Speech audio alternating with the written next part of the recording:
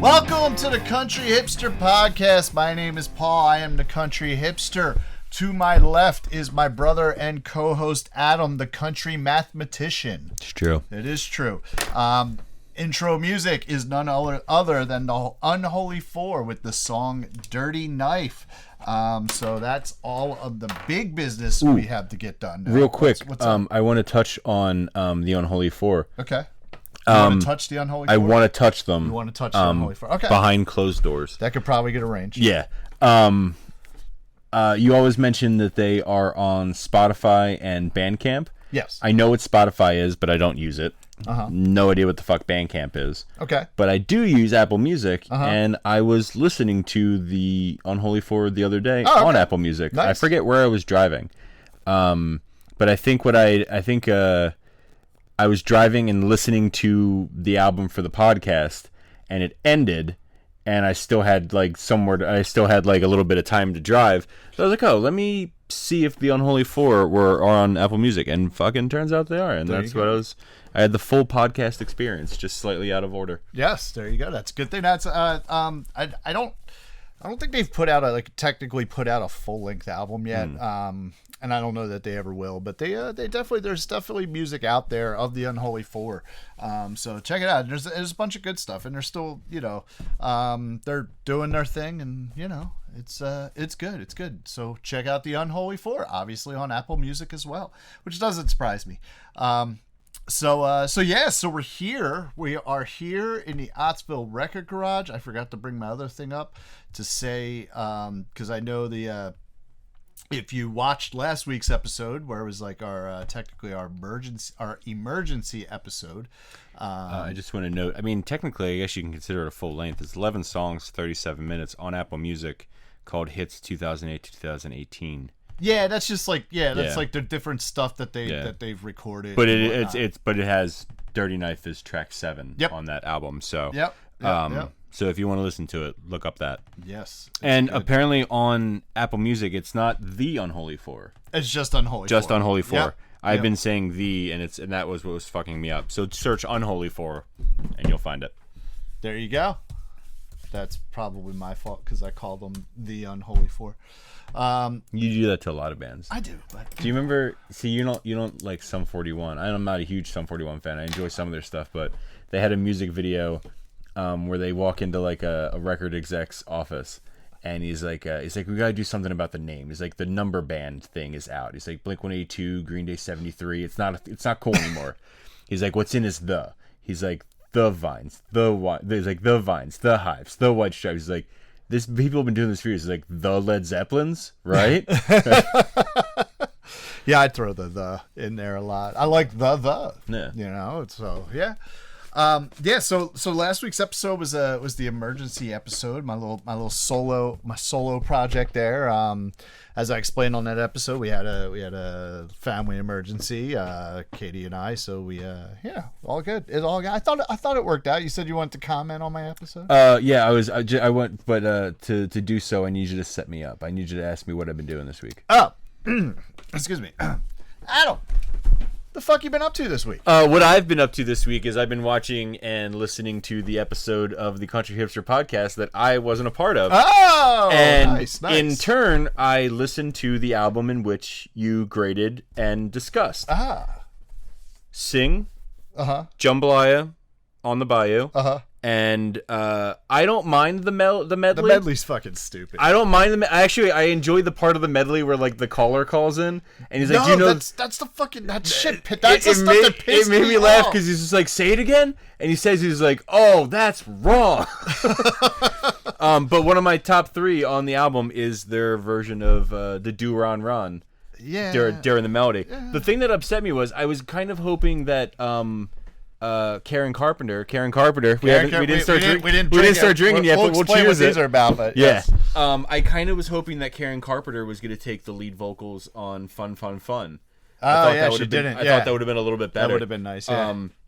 But then I think you listed it also as your bottom is Heather, the instrumental. Well, no, I basically said medley, but if it wasn't the the medley, it would have been the instrumental. Yeah. I just like the instrumental. On the whole, I didn't mind the album. Like you said, which actually we were getting a little ahead. So if you haven't listened to last week's episode, go ahead and listen to it. And the album we're actually talking about right now, it's not the album we're here. We're not here to discuss this. I just wanted to be a part of the episode I wasn't a part of, and chime in with my top 3 and my bottom 1. Yeah. So it is the Carpenters' Now and Then, which you can get on OttsvilleRecordGarage.com or or our Discogs page, and you can. You only have that one copy, right? That's the only copy I have right now, so last week's episode was a grading and a record review. So you bumped the price up because that record's now famous. Well, yeah, I guess so. Yeah. But maybe I'll autograph it for you. If someone in Bayron buys it, yes. we know what's up. Yes. So Heather was your because like I said, I didn't mind the medley. I thought it was kind of stupid and funny, like when the guy calls in and he has the wrong answer to the question. It was just weird. Like I thought it was strange where like it was like 4 things in a row of like them talking in between, and then like 3 of nothing, and then they went back to the talking. I was like, that's a little strange. Yeah, but I mean, the whole thing was strange. But I didn't mind the medley as much as you did. Okay. But yeah, I would put Heather as my bottom 1 on that album. Right, cool. But on the whole, I enjoyed it. You did not find it boring? I mean, I was told it was boring. It's kind of boring. It's boring, but like I feel like, and we'll get into it later on. But I feel like a lot of times music from that era. Well, no, I meant the episode. Oh, the episode? Oh no. Oh yeah. No, because I actually I forget who I was talking to. I was covering my mouth, so I stopped. But it was somebody that we had on the podcast, and I can't remember who it was. But they were talking about in the one episode where you start like schooling me on like the dead wax and all that shit. Like I find that shit interesting. Like I'm the type of person where if I don't know something, I'm gonna find someone who knows more about it than I do and figure out the answer. So anytime I'm learning something that I didn't know yesterday, I'm on board with. So listening to you actually talk about how you grade the records and the process in which you go through and everything like that, the fact that there's like so many different kinds of record cleaning machines. Oh yeah, there's a ton of them. I mentioned the 2, but there's so many different. There's 3 of them, but there's so many different ways. And people have so many different like ideas. Oh, this is the best way to clean a record and whatnot like that. I mean, it definitely was a vinyl nerdy episode. I'll say that. But no, I was flat out told it was boring. You know who you are, and yes, I'm calling you out right now. It was Katie, wasn't it? No, Katie hasn't heard it yet. Katie's a few episodes behind, so okay. she's not there. But one of the things here, as you can see here, we do have these cans of beer. We had to do an unopened cheers to Karen Carpenter. Karen Carpenter. All right, so what we actually have here, we're going to do something a little different, something that we haven't done before. We have had, obviously, beer on here, which, by the way... We've had these 2 beers on here. These 2 beers here. This is the Chamonix Creek Brewing Companies. This is their collaboration with Rita's Water Ice. If you are not Water Ice, I'm sorry, right? I said it wrong. Rita's Water Ice. This is a Philadelphia thing. There is a you ever see the T-shirts where it's like a group of people, like I've seen one for the Beatles where it's just like a black T-shirt and in white block lettering it says John, Paul, George, and Ringo. No, actually, I've never seen. I've seen them for like Game of Thrones where it has like all the Stark kids down the side. But I saw one where it said cheesesteaks, soft pretzels, and water ice, but it was spelled WOODER ice, and I was like, that's a cool fucking shirt. I'd wear that. Yeah, I'd wear that. Which so 2 things about this. Number 1, we've never done what we're about to do here, and number 2, I have actually finished my sugar detox, so I am back to the booze, back on the bandwagon. We actually did cut it short. Or off the wagon. Isn't it say that you fell off the wagon when you relapsed? I guess, but I'm not really relapsing. I actually we were supposed to do it for another week, but like I got out of it what I was trying to get, which was basically reset my blood sugar levels, make sure they're like staying low, which like was almost like at the end of the first week, it was just like boom, like night dip. I'm like, all right, we can do it. So we have a plan going forward, like just how to and so I think you relapsed. Katie told me that you were often to suck guys off for a bag of confectionery sugar. I was. It was bad. It was bad. But you know, the fact of the matter is, honestly, like being diabetic, like I know I'm never gonna get rid of my diabetes. Like it's just with me now. It's stupid that I even got there because I knew for a long time I was pre-diabetic and I just didn't make the changes necessary. To do that. You were young and invincible, Paul. It was like 5 years ago. Yeah. You're in your mid-30s, so 5 years ago. Yeah, right. You were young.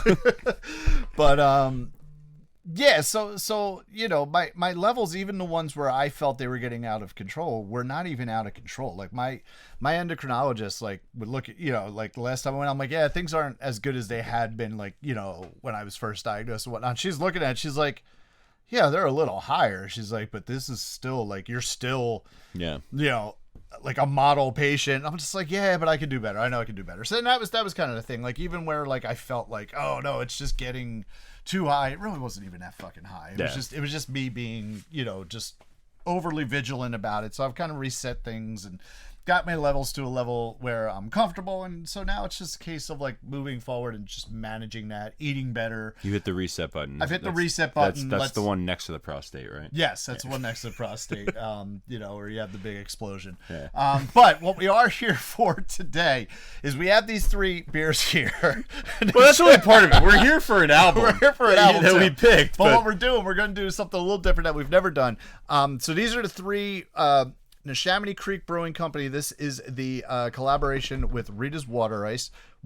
Sorry, I went to theater. Honestly, I would say Water Ice for years, and then I did 1 semester of fucking musical theater at the University of Arts. You went on a cruise, and it became your personality. I fucking asshole. I failed speech class, but still stopped saying water and started saying water. Yeah. And I've been doing that ever since then. And you know, it reminds me. It was basically the scene in a Singing in the Rain where they're trying to get the girl. Oh yeah. With I can't remember her name in the movie, but with the really fucking annoying voice to pronounce shit properly. I can't stand them. Oh, dude, my fucking speech teacher, she fucking hated me, man. It was just like, oh, all right, cool.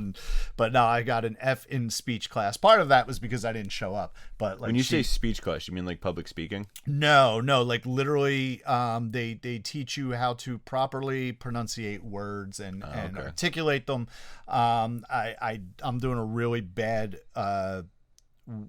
explanation of it, which probably shows why I failed it. But I mean, there was a lot to it, which she had even admitted when like I did like my final class with her with my final. She said, she's like, you sound better than, you know, you sounded at the beginning of the semester, but you still sound like a fucking idiot from Philadelphia. And I'm like, well, I am a fucking idiot from Philadelphia. So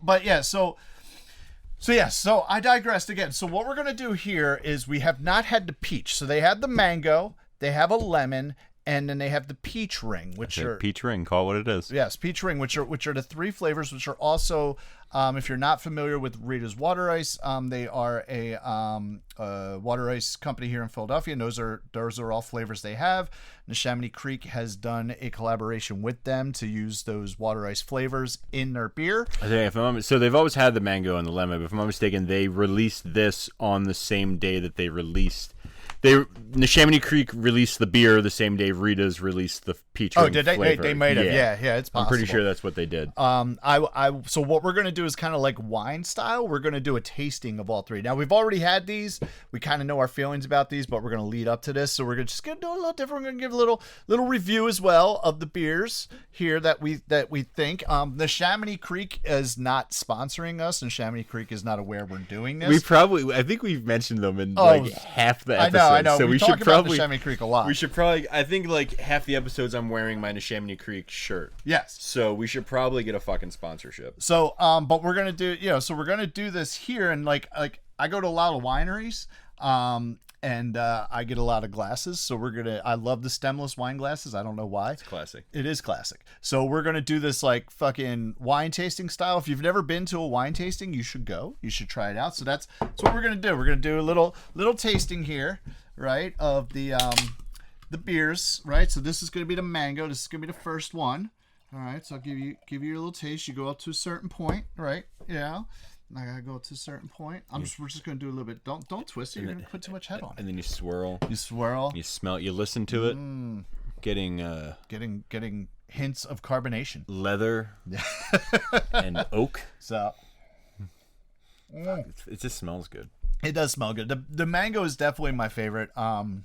Like the mango, it's like it's a back end mango because when you first do it, you get more of the beer, which actually does it even say what type of beer this is? I think it's a golden ale. Okay, I think which I generally love golden ales. I think is what they refer to it as. Yeah. Actually, I had a beer, not this. I had a beer one time that was mango flavored, and I'm drinking it. I'm like, this doesn't taste anything like mango.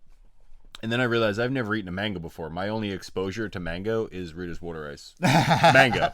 So my only exposure to it is artificial mango flavor. Yeah, I've had mangoes. I'm not real big on them. Like if they're like in with a fruit salad or something like that, or someone's cooked with mangoes, like I don't go out of my way to like a eat mango mangoes. chutney. Yeah, something like that. Like I'll eat it, but like I don't, I'm like whatever. But no, this is nice. This is light. It's drinkable. Like the mango flavor comes on the back end. Yeah. It's not like a fruit forward is what you would say with if you were tasting wines. This is a fruit forward. Like no, this is a definitely back end residual fruit. No. I'm sure there's fucking added sugar to this and all that, but it is fucking good. But this is just good. Yeah, that definitely. Of the two we've tried previously on the podcast, the mango and the lemon. That's definitely, the mango is definitely the one that I'm happier about. Go ahead and open up that lemon. This one says lemon ale. We got other glasses for that. Oh, I'm sorry, blonde ale with mango. Oh, where'd you see that? I didn't fucking see it. Right on the front. Oh yeah, there it is. Blonde ale with mango. Yeah, blonde ale with mango. So this one just says lemon ale. Lemon ale. Okay, so I don't know what the fuck that means. It's probably just like a pale ale with like lemon in it. Look, there's a fucking line. Yeah. Oh, there's something in mine. Oh yeah, that is weird. That might have been in the glass. Don't worry, it won't eat much. We're fancy here. Yeah, no, there is a line. That's why. I didn't notice that's how they know where to pour to. Yeah. So when you go to a winery, all right. So this is just a lemon ale. So it's probably just like how you were saying, like a pale ale or just an ale in general with lemon. It's got definitely like the fucking smell. It's lemon as fuck. It smells like Excuse me, I burped. It kind of has like a like a cleaning product smell. Yeah, I think that's the thing that I don't like about it. Like I was dusting today. Yeah, it smells and like. I smelled this fucking beer while I was dusting. It smells like lemon pledge. Yeah, it does. And Pine Sol kind of like and it's like I would imagine if I were actually going to drink Pine Sol. And I have drank Pine Sol before. Oh God, why? So when is this why you listen to so much early 2000s emo? It was just that moment in your life. It was an accident when I was like 5 years old. My mom had bought a brand new bottle of Pine Sol, and it fell over and the cap cracked, and so it was leaking all over the floor. And she's like, "Oh, I need somewhere to put this bottle of Pine Sol." And the only thing she had was a water. Adam to just like hold your head back. There's a water bottle that comes on like a bike. You know how they're always like that dark, like that black plastic. So, me being 5 years old, I saw this and I went, "Hey, I can drink what's in that." And it was Pine Sol, and it fucking burns. Yeah. Well, this doesn't burn. I will tell you, it's not. No, it doesn't. No, but. It's not a bad flavor. It doesn't taste bad. I will say it doesn't taste bad, but it's too much lemon. Yes, it's not that it's bad. It's just compared to the other one. Yeah, compared to the mango, it's not like the fruit is not light. It's not a light fruit flavor. It's a heavy fruit. Now, if you have the Rita's water ice, the lemon does tend to be a little stingy. Some might say a fruit forward. Yeah, I'd probably go fruit forward on this, but. But no, just in general, I just start using that to describe everything. I know. It's usually how I describe Paul. Yes. How is Paul? He's a fruit forward. But like it's just one of those things. I just don't like the lemon as much, and I do like lemon beers. Like I love summer ales with some lemon, hints to it. I love Langenkugels or Langenkagels, whatever the fuck you say it. Langenkugels. I love their summer shandy. Yeah. Which is like basically like fucking lemon. I generally like Radlers. You know what I've been looking for a very long time, but just haven't been able to fucking find it anywhere? What's that? Paul introduced me to Narragansett. And I fucking love Narragansett. And Narragansett makes a shandy. They do, and it's fucking delicious. They mix it with Dell's lemonade, which is another thing like up in like the New England area. They're fucking the Narragansett shandy is it's actually probably better than the Langenkugels. Yeah. But it is a little harder to find. I can't fucking find it. I was at a bar one time and they had it on their fucking list and I was like, "Oh, can I get that?" and the guy's like, "Oh, we don't fucking have any." I'm like, "What the fuck?" We got new glasses every time, like I said. Now, wine tasting, you don't get new glasses every time, but you can generally rinse out your glass, which we're not doing here. Yeah, so but, because that way we can taste like the actual beer in there. We're not like mixing beers up, and stuff like that. So now we have the peach ring, which we're gonna do. How do you feel about peach rings in general? I love the them. candy. I fucking love them. So I am like. Yes, I'm diabetic, and the reason I'm diabetic is because not you love peach rings. I love candy. I love sugar. It has nothing to do. It's not as much carbs with me as it's not carbs that got me into this point. It is fucking candy and sugar and stuff like that. And, excuse me. That is one of the things that I find. You said soda played a very big. Soda played a huge part in it, but it's just it is one of those things where it's. That is probably the hardest thing I find is with like being diabetic is the candy and wanting to eat the candy. I have this problem. I used to work at a CVS, and I have this problem where I can't go to a CVS and buy something without buying something of the shitty CVS brand candy. Oh yeah, the shitty CVS brand candy is good. And they have a peach ring. And and of course, like I'm one of those idiots who is like I'm a slave to like the different flavors, like Oreos. I always look to see like what's the newest like flavor of the Oreo that they're putting out now. We were talking about that at dinner before the Cure episode. Yeah, we were saying like what are those fucking psychopaths up to? Like exactly. I love candy. Oh, speaking of which, I had a Nutella. Okay. Basically, it was it's not Nutella because it's copyright. But it's hazelnut Oreos. Spread. Yeah, I've had those. Yeah, I've had fucking those. Delicious. Yeah. Now they are. All right, so this is the peach. Neither one of us have had the peach ring yet. So it smells good. It's giving me it's giving me mango vibes. The mango vibes from the smell. It's giving me mango vibes as well. Now this is, before you taste it, let's see what it is. This is an ale with peach. A tart peach ale. I am not generally a fan of sour beers. They're hit or miss for me. Yeah. There are Kolsch's, I think is what they're called. Kolsch's. Yeah, which tend to have a little bit of like a tartness to them. Yeah. I don't mind Kolsch's. I like tart. I do enjoy tart. I mean, we talked about it. When we can't say that word. Yeah, when we did the Trogs tour. Right. They gave us a beer that was a cranberry porter. Okay. And, yeah. The cranberry porter had a nice dry tartness to it, and I really enjoy that. There's actually some like good like fruit wines when I drank more fruit wines. I mean grapes are fruit, so I mean I guess every wine's technically a fruit wine. Yeah. But like like some like cranberry wines or like strawberry wines that would be a little tart, a little more tart that I used to really enjoy before I really just developed my palate into dry wines. Yeah, so wine wise, I've been. Is it a thing? Do people develop their wine palate into dry? They do. Because I tried a blush wine and went, "This is way too fucking sweet," and then went immediately headfirst into dry. It does depend on the person. So like when I first started like drinking wine and going to wine tastings and whatnot, it was like. I would try them all. I would always try every single wine, and I would never be like the one to spit it out. Even if I didn't like it, I'd still drink it. You'd pronounce them all wrong. I'd pronounce them all wrong. Can I get a Chobless? Yes.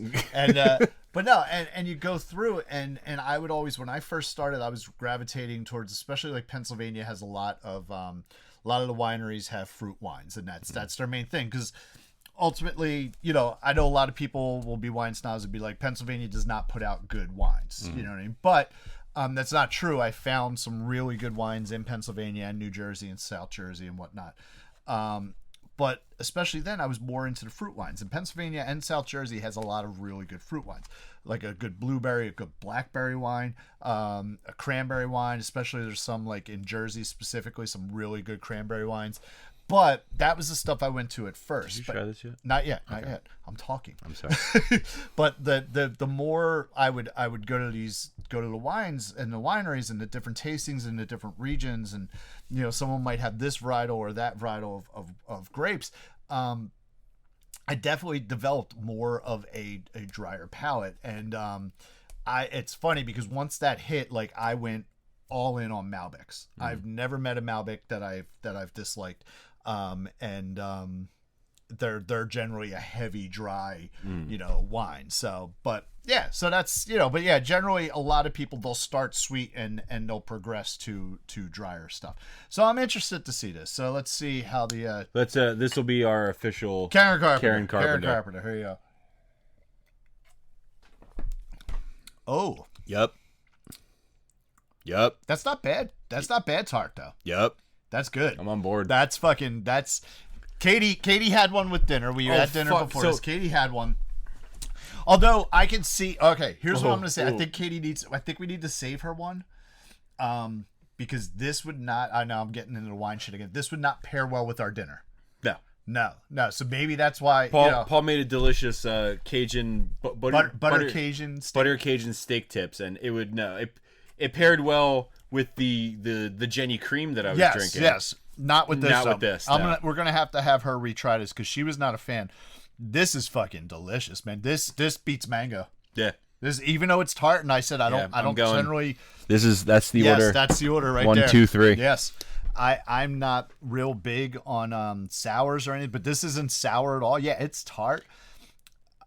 I'm all about this. Yeah. I actually could like kind of taste like the sugar that you get from the fucking ring, man. So Zach and I talk about how. Do you ever have a Snapple apple? Yeah, I was never a big fan of it. Snapple apple. When you drink a Snapple apple, it's the only liquid I've ever drank that makes my mouth dry. Okay. Because it gives you that mouth feel of you just ate an apple. Okay. Which is weird. Yes. And then we had, excuse me, we had something at the house the other day, some candy at the house the other day. It was gummy Skittles. Okay. Gummy Skittles give you the same mouthfeel as if you're eating a regular Skittle. See, that's my other downfall. Fucking gummy candy, man. I fucking love gummy candy. This gives you the mouthfeel of eating a handful of peach rings. Yes. It does. Really fucking good. Oh man. Yeah. Yep. Definitely. Peach ring first, mango second, lemon third. Yeah. I'm way on board. Especially trying the lemon again. Like when we first did the lemon, I know I talked about it when we did it on that episode. I was like, "Fuck this! I don't like it at all." This time it was a little better. I'll admit, I did like it a little bit better. It still kind of gives me that lemon pledgy, fucking, other shit, Pine Sol type of feel. So I wouldn't go out of my way for the lemon.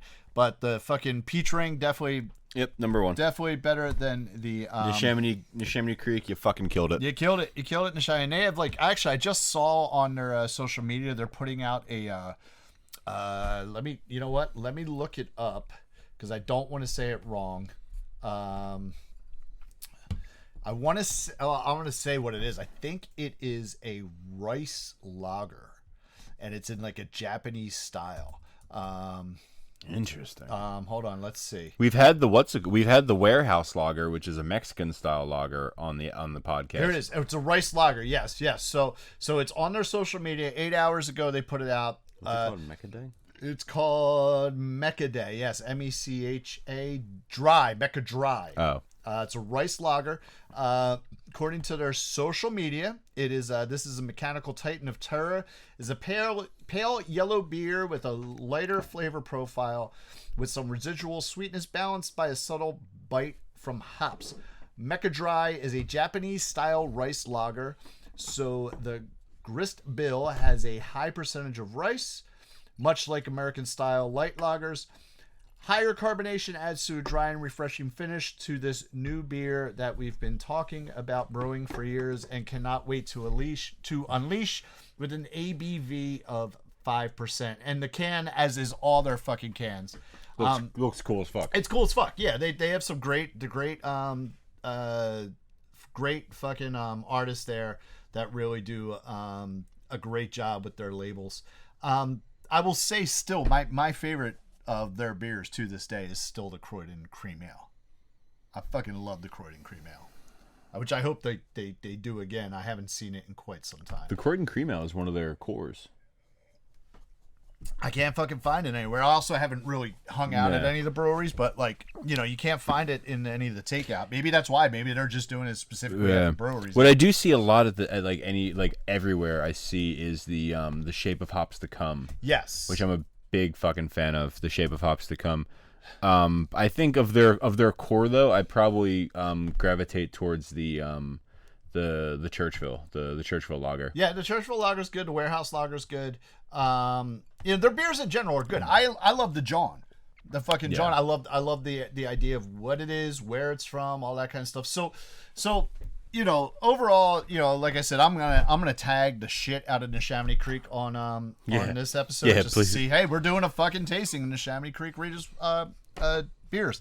So hopefully they'll like it. No, they'll share that with you all out there.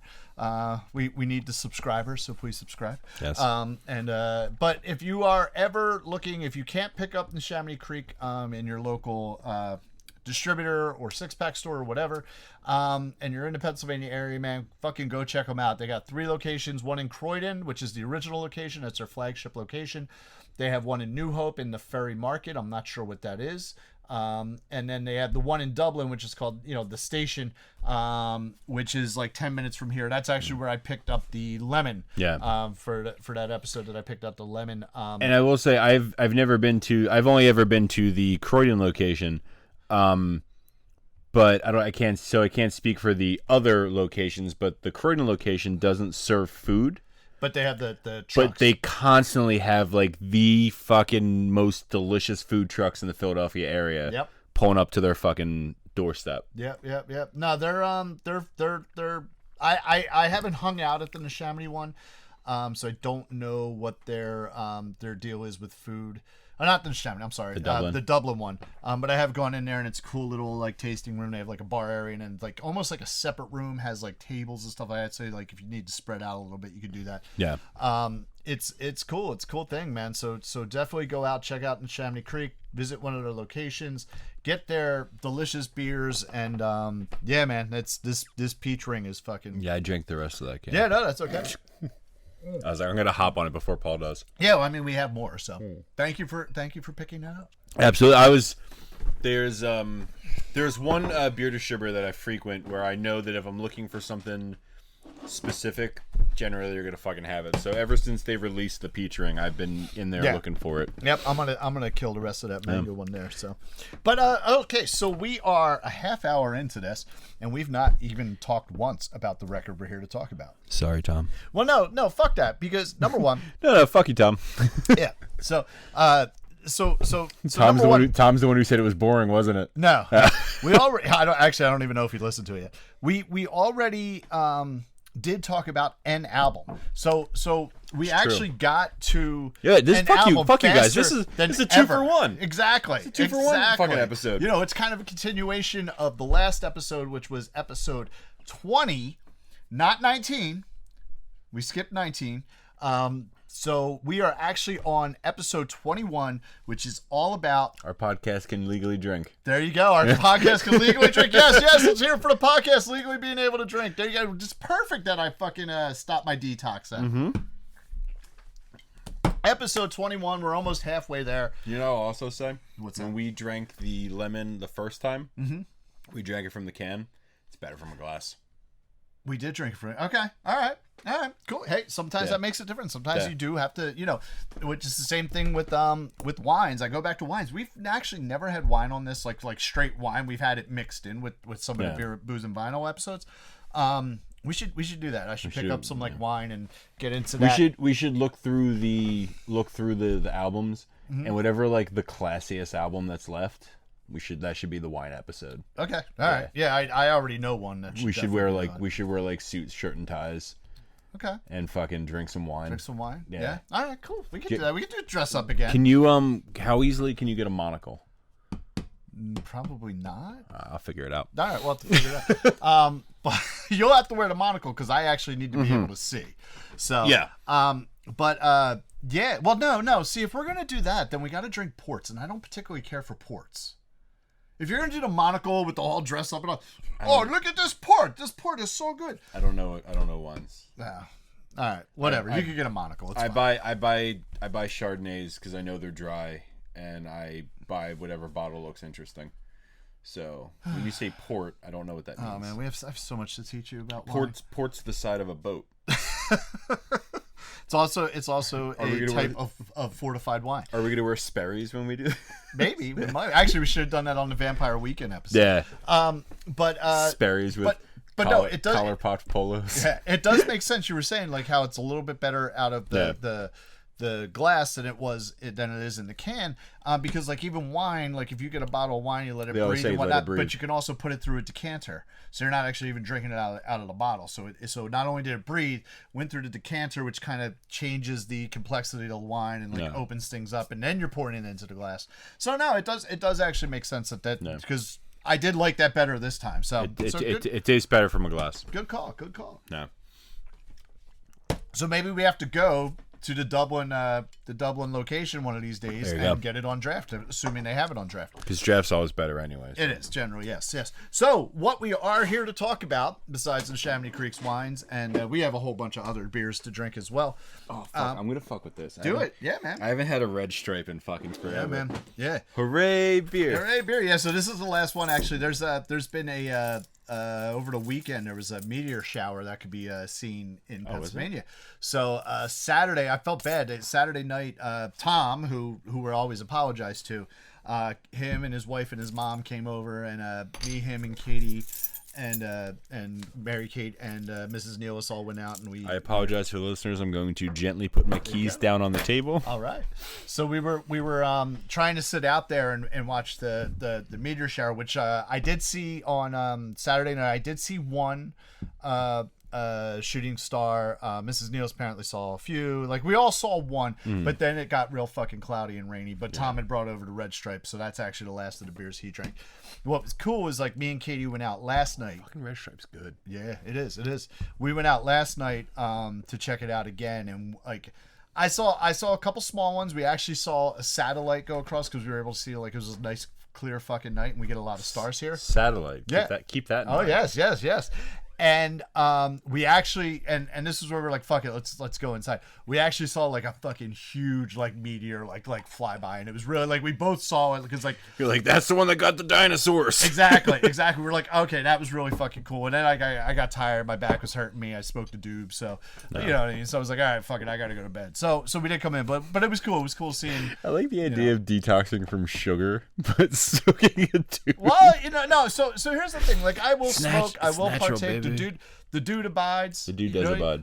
But I don't do it that often. Just no particular reason. I just don't. But like when I'm fucking 47 years old, and I had a couple shows over the weekend, and I'm fucking standing on my feet all the time for those shows. And you think like, oh, when you're standing in one spot playing fucking music, like it kind of hurts a little. Mm-hmm. It's not like I'm moving around. It's actually one of the reasons why when I play with the full band, if we have a big enough stage, I move around a lot during it. The band doesn't move. I move around. And if I remember, because I need to loosen up. You know what I mean? If I remember correctly, you were saying your fiddle player Joe actually teaches how to not have that pain. Doesn't he does, and I do know how to. It's called the Alexander technique, and I do know the basics of it because it's like not only from what Joe has taught me, but also in college I had to take a class on it as well. So I do know a little bit about it. I don't practice it as much as I should or I'm supposed to. But ultimately, yeah, my back was bothering me.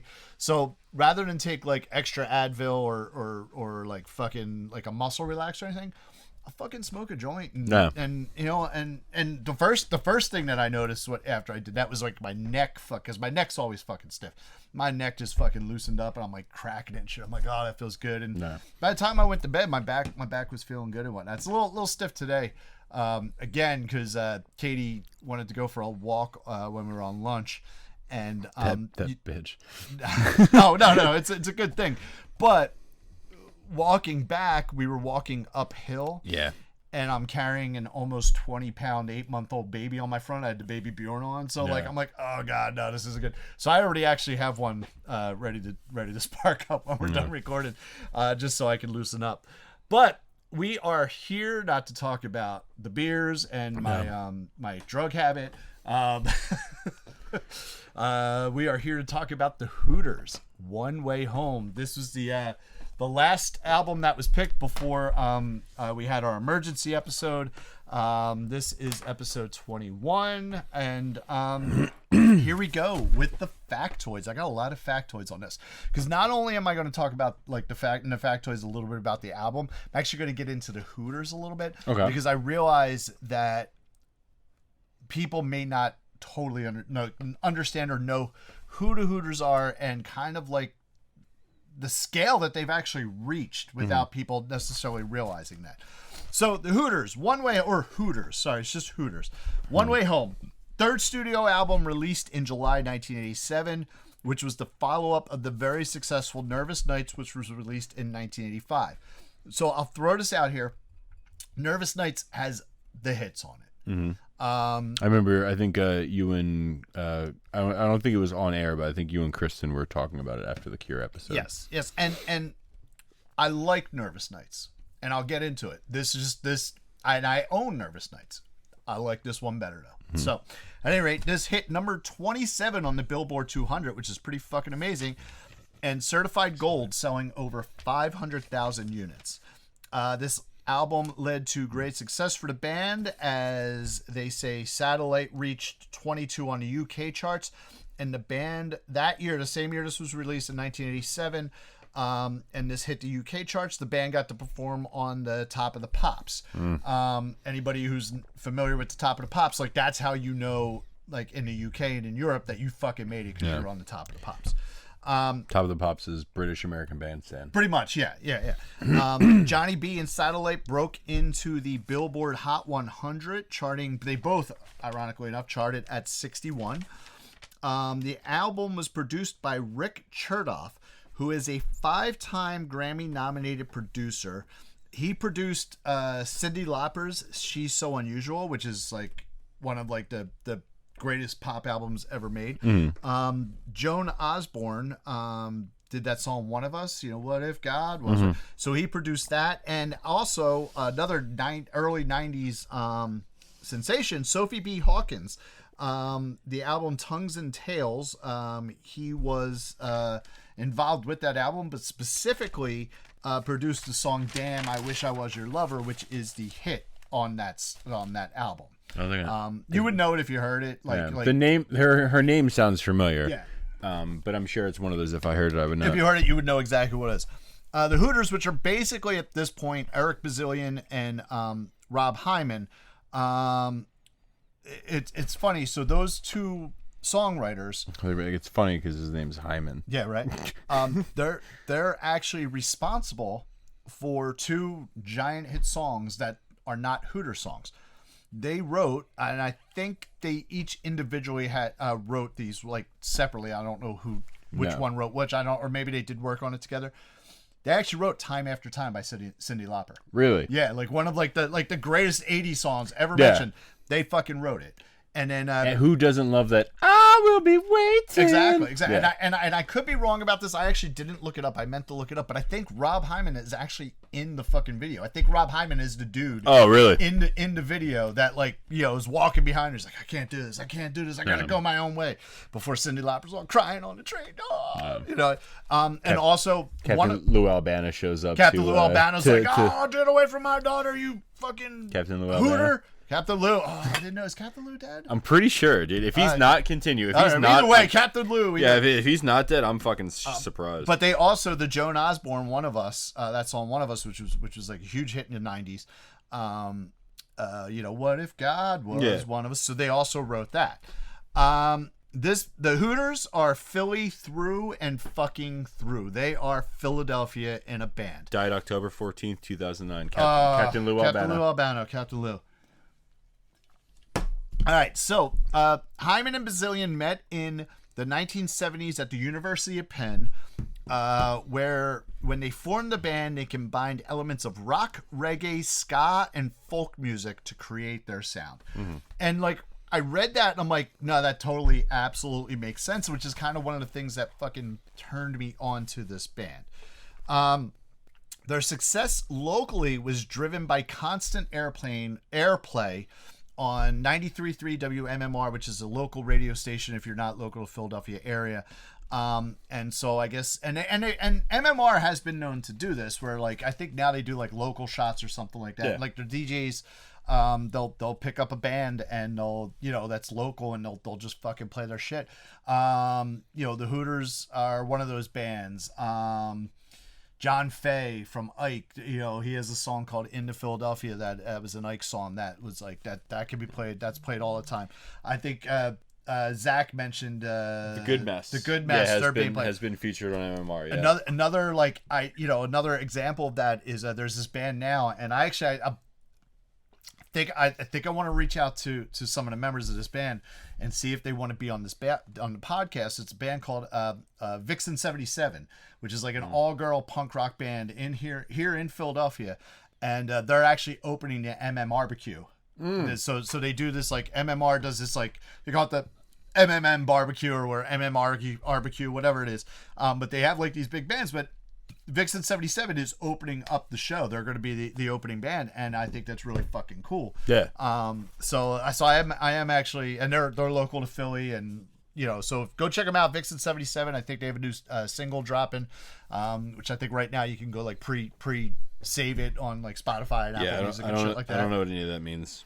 All I know is that I keep seeing songs on Instagram that I like. Right. And it's like, I can't wait till this song gets dropped, and it says pre-save. And I'm like, I don't fucking know what pre-save means. It means that, like, the moment it comes... It's kind of like... So pre-save is now, instead of you two intruding on your Apple Music, and, like, you wake up and you have their new album on it. Vixen 77. 77. And you wake up and their new album is on your iPhone, and you're like, what the fuck is this? This piece of shit that I didn't want. Now you can pre-save it, so at least you have a say in what music goes on your phone while you're sleeping. But no, MMR is really, really awesome in that sense to like local musicians. I mean, they don't do every fucking local band because there's so many of us out there, but they do. They play the stuff, and that's pretty awesome. I say if you go on Apple Music, Vixen 77 has an album Easy Access from 2022. Yes. Yep. And they're pretty fucking awesome, and they have a really good social media presence as well. So, which is really cool. This chick plays an explorer, so she's what's up. There you go. Back in 1982, the Hooters, which is this for me personally is fucking amazing. The Hooters performed at JFK Stadium, with as the opening band on the Who's farewell tour. Oh wow! So I think it was just like I think they were just on that show. Like probably MMR was like, "Oh, you should have these guys." They were just there, yeah. But here, check out who the other two bands on that bill were. The other two bands on that bill were The Clash and Santana.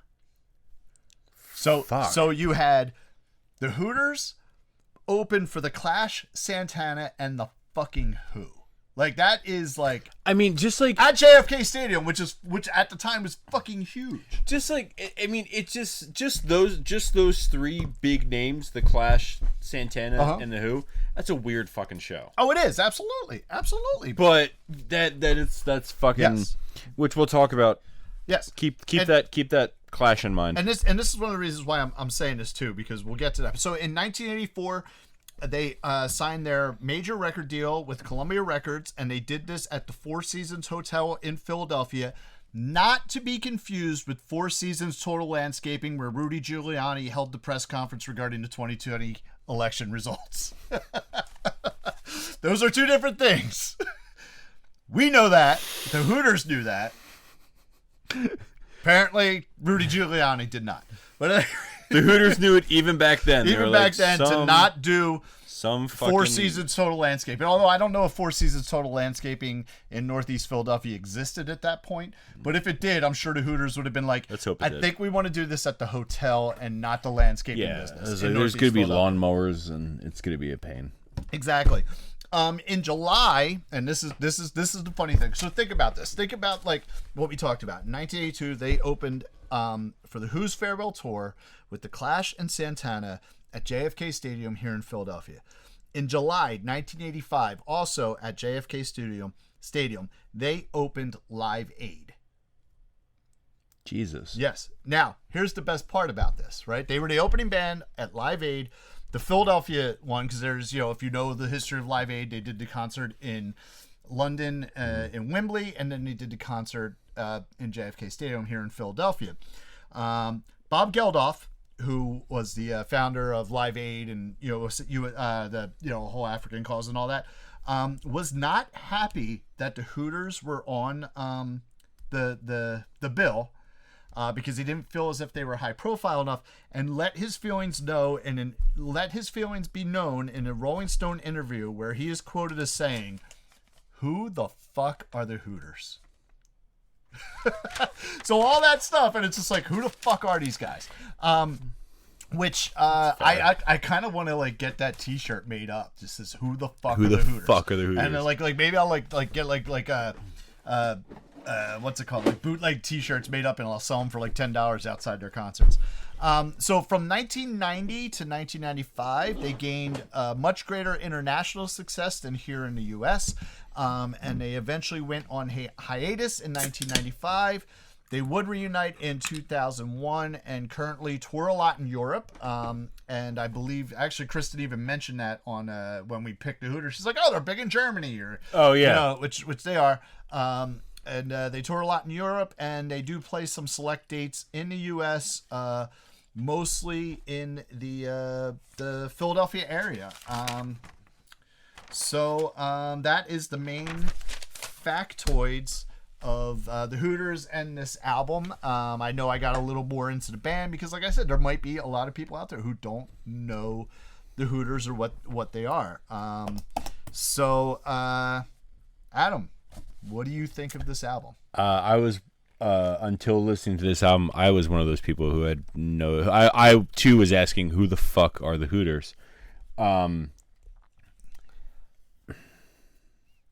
Oh, there's a silence. So I'm gonna grade this album how Regina grades her albums. Oh, okay. I'm indifferent. Oh, okay. I don't hate the album. This is the best way to describe it. I'm not going to, if someone turns this on, I'm not going to tell them to shut it off. I'm not going to actively search this album out. All right. Okay. It seems it was funny because I was telling Katai this was the album that we are doing. The one song that we both know by the Hooters is on, what was the album? The other album that you said? Nervous Nights. Yeah. We know. We both know. And we danced, right? Yes. Yeah, we both know that song. Mm-hmm. And I'll get into that. So we're listening to. I was playing a song of this on her Alexa, and I said to her, "I'm like, if this album wasn't fucking made in 1985, then I don't know what the fuck I'm talking. I don't know what the fuck. I don't know music." And then I looked it up, and I'm like, 87. I'm like, fucking close enough. So okay. So the first thing I have written here, this album is definitely dated. Mm-hmm. Sounds every bit of 1987. It's so. I would even venture to say that this is not their best album. No. Nervous Nights is probably their overall best album. It's a better album because I even, as we were doing this, I listened to this and I went back and listened to Nervous Nights, which I also do own on vinyl. And Nervous Nights is overall, it's a better album. So why is this on my 25? If I own Nervous Nights, which I will admit is a better album than this album, why is One Way Home? Why is that on my 25? And the reason being is that you're all about the deep tracks. I am all about deep tracks. So, kind of, yeah. 11, 12-year-old Paul loved the song Satellite.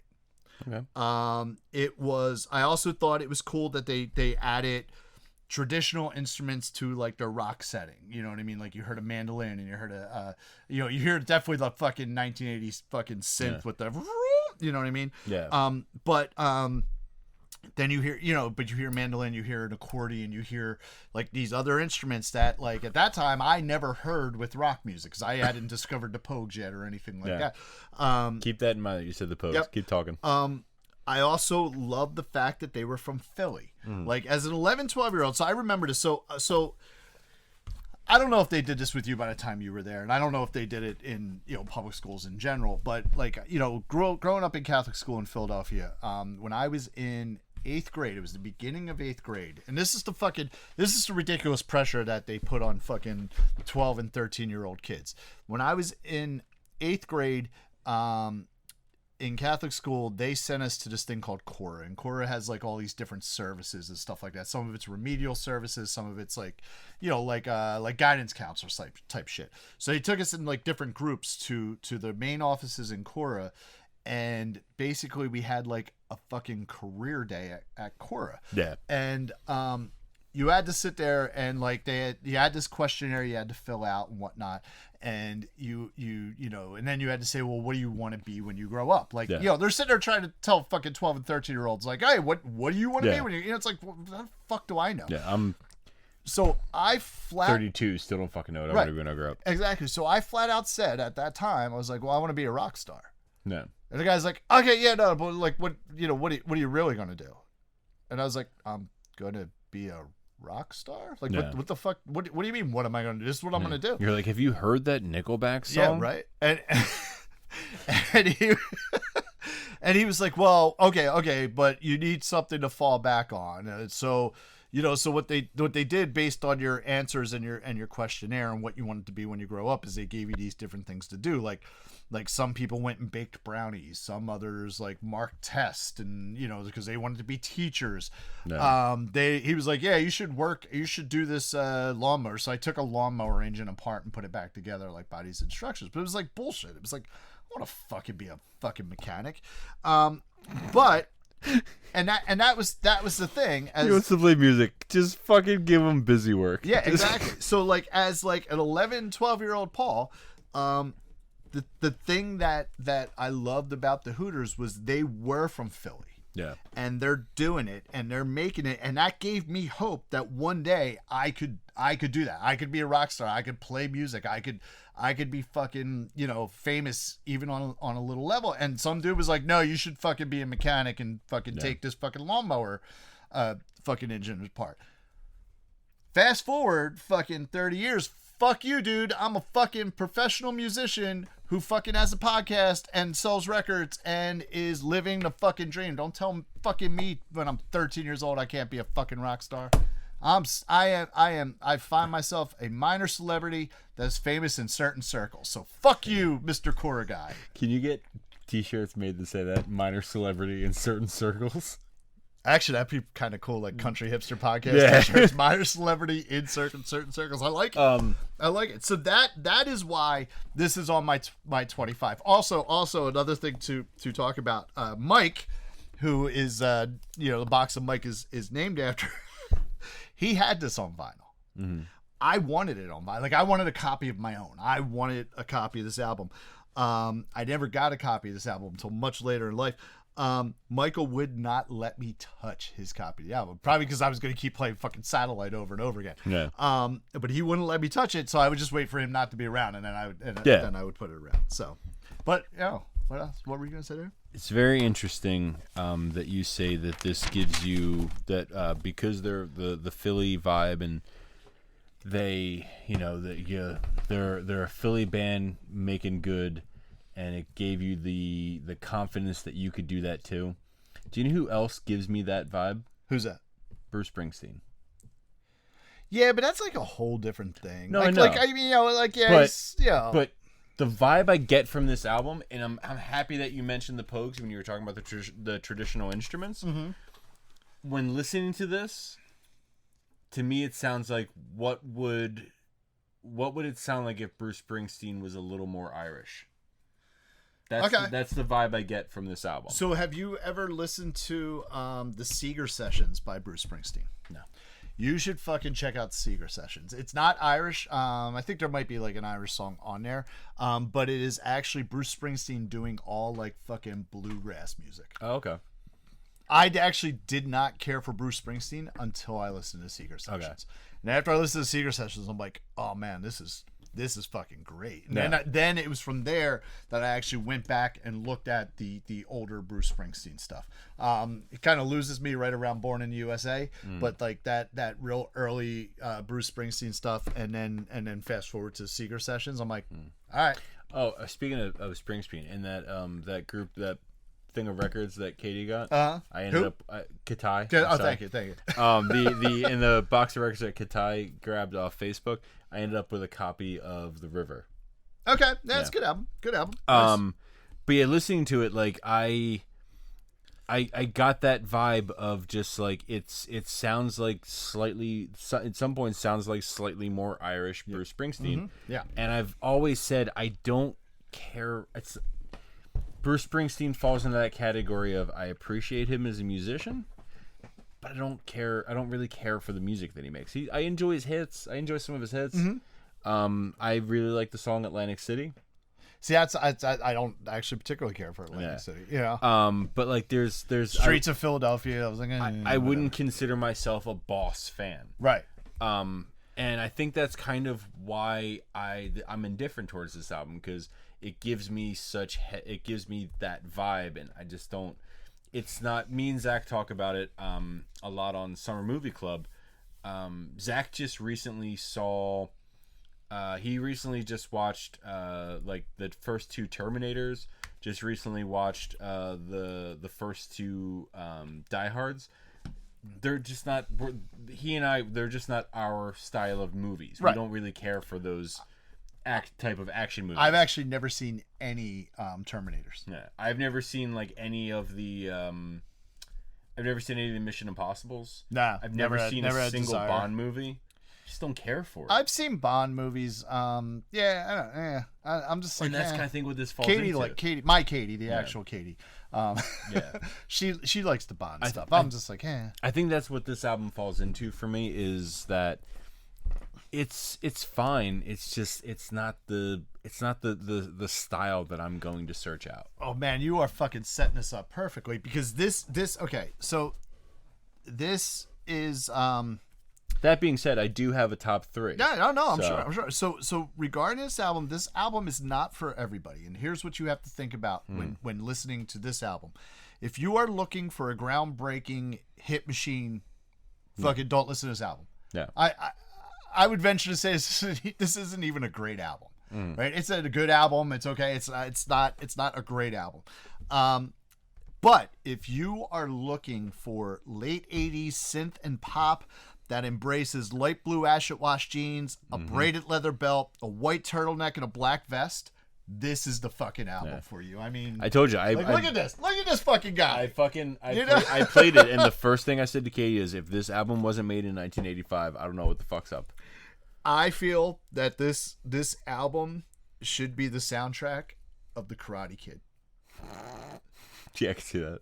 Or like an after school special. Do you know, like the ABC after school special? Yeah. Or it could be that. Like I almost want to like you know how you see those like things on YouTube where people like will redo a movie like as themselves. I almost want to like redo the fucking Karate Kid, but with this as a soundtrack. So like instead of like Bananarama, you know, doing what's it called? Instead of Bananarama doing like Cruel Summer, you have what's the fucking song that I'm thinking of? Hold on. You have well, the fucking scene where you know, they introduce Johnny. Yeah. You know, obviously Johnny B's got to be playing. Oh yeah. You know, there's just so much shit that you could, you know, Hard Rockin' Summer. That's what it'd be. So instead of like Cruel Summer by the fucking by Bananarama, you have like you know, Hard Rockin' Summer. You know, but I'm saying, like, I want to redo the Karate Kid and use this album as the fucking soundtrack, because that's what I hear with this album. But that's the thing. It's like, oh, very nice. It sticks. Squishy bunny. Squishy bunny sticks to the glass. But like that's and that's kind of the beauty of what we're doing here. I don't want to do like the hits. I own Pink Floyd Dark Side of the Moon. We're not doing that in this season. Like season 1 spoiler, we don't have Pink Floyd Dark Side of the Moon on here, because anybody could do fucking Pink Floyd Dark Side of the Moon. We don't have Miles Davis Kind of Blue on here. We don't, you know what I mean? Those are the albums. There are no Beatles in either one of our 25s. There's no Led Zeppelin in either one of our 25s. I specifically left Led Zeppelin off of mine because I figured I was torturing you enough. Well, you probably would have, but that's fine. If you want to do that for season 2, you go ahead. But I'm just saying, like, there's those very obvious albums that aren't on our 25. Because I want this podcast. I want it to be. I think the best part about it is there's albums on your list and on my list where either of us have never heard of. Well, before. yes. You had no idea who the fuck Steel Train was. Fucking I have no idea who the fuck Hooters were. But like, and that's what's fucking good. It's not about talking about the out. It's not good. It's not talking about how great fucking Stairway is. Yes. It's talking. It's about. But yeah. It's about it's about discovering something that you didn't know yesterday. Like I said earlier, right? You find something you don't know, you find someone who knows more about it, and you ask them. Yep. That's what this is. is. And then also just making it personal. Like this album, I've already said it. This is not the best Hooters album. Nervous Nights is a better album. Yeah. But this is the album that speaks to me. This is the album this is on my 25 because of my experience with this album. Yeah. So, so that's what it is. But no, it's not. I really would. I would say it's borderline a not good album. But I fucking love it. I fucking love all but one song on this album. I did get to see them last summer in Quakertown. Did you? Which is the next big town over. Where in Quakertown? Quakertown has this big fucking outdoor concert venue. It's not even really an amphitheater. I mean, technically it is, but it's not even really because they have some seating which is folding chairs, and everything else is bring your own fucking chair. Yeah. So that's what we did. We went last summer. Kind of like the stages in Pennypack. It kind of is like that. Yeah, it kind of is like that. But they have bigger bands come through, and the Hooters played there last year. They apparently played the summer before, and they're playing there again later on this month. I'm not going because Katie and Jack and Regina and I are going on a camping trip. So we ended up not going to the Hooters, but I did finally get to see them, which was my first time seeing them last summer. I went. We brought Katie, who was pregnant, so she was our driver. Yeah. And then our brother Mike and his longtime girlfriend Donna went with us. I got the tickets for Mike for his birthday because his birthday's in August, and it was fucking great. It was a great fucking concert. Speaking of which, I want to publicly apologize because I work overnights and I don't know what fucking day it is half the time. I forgot it was Mike's birthday, and I apologize, Mike. Happy birthday, Mike, and happy birthday, Brian. No, there you go, Brian. Yeah. We did. I did that last week too. Mm-hmm. Oh, I know.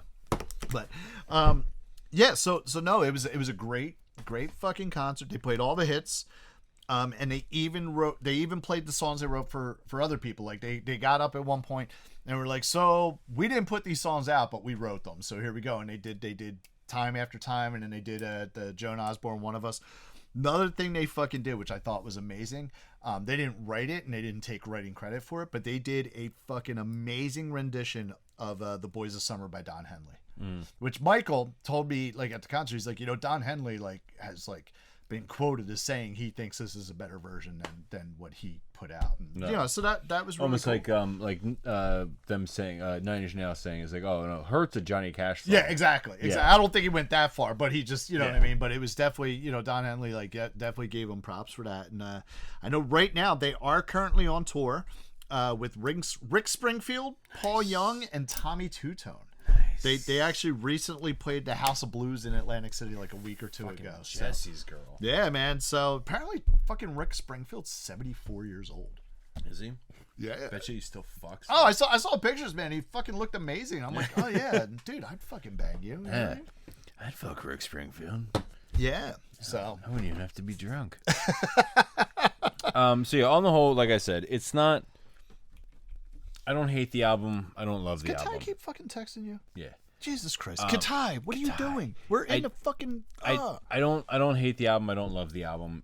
I'm indifferent towards it. It's just not the type of thing that I would search out. And that's okay. That's okay. Yeah. Not all music is for everybody. I mean, there's people who like good music, and then there's you. Any art that is widely, I forget what the exact quote is, but basically is along the lines of if art is accepted across the boards, it's not art. It's not art, right? Yeah. There has to be a naysayer to it. Yes, absolutely.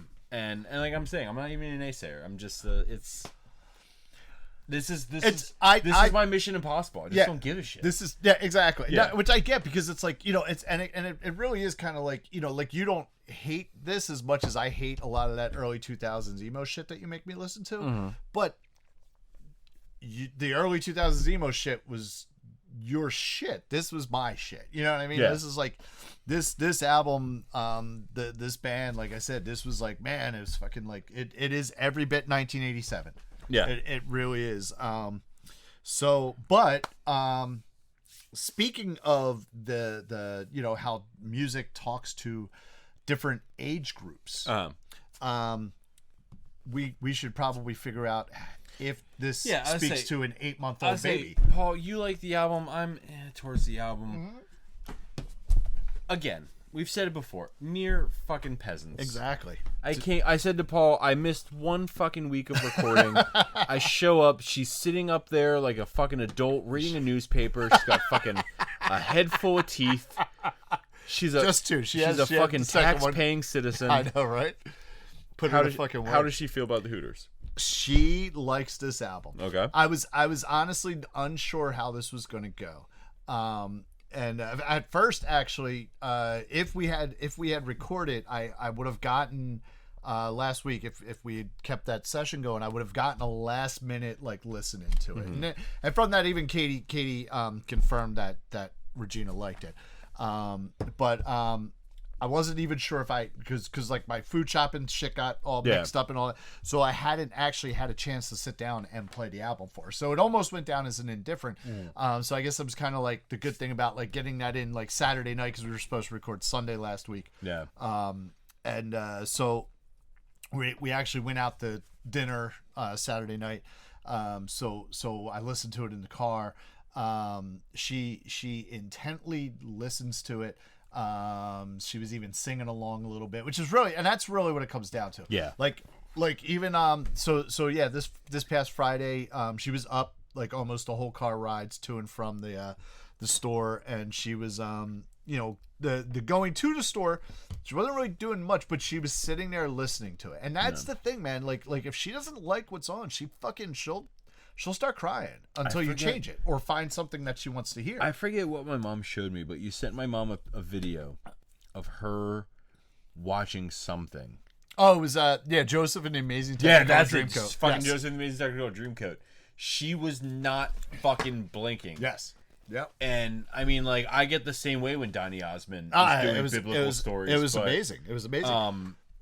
I was cracking up because she literally just fucking glued to the television, not blinking at all. Just listening to it and watching it and just kind of like, but now, and here's the thing. So the video that your mom didn't see was 2 songs later when she started crying hysterically because she didn't fucking like it anymore. Like up to that point, she was like, and then she was like, fuck this.